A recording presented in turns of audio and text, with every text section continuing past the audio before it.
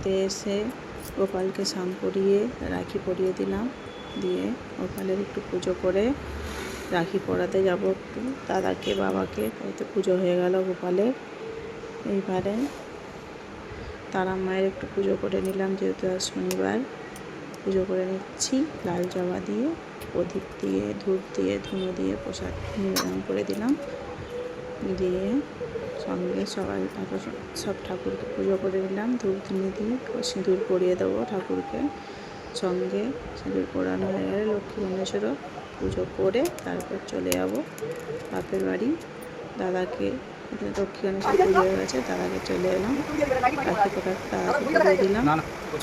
দিয়ে ভাইপোকে রাখি পরালাম। আমার ছেলে আমার বাবাকে পড়াচ্ছে, আমার মাকে পড়াচ্ছে, আর আমার বৌদি আমার ছেলেকে পড়াচ্ছে, তার মামিকে পড়াচ্ছে। আমাকে পড়িয়ে দিল আমার বৌদি, দাদাকে পড়ে দিল আমার বৌদি, পড়িয়ে দিলে আমার সবাই আজ রাখি বন্ধন হয়ে গেল।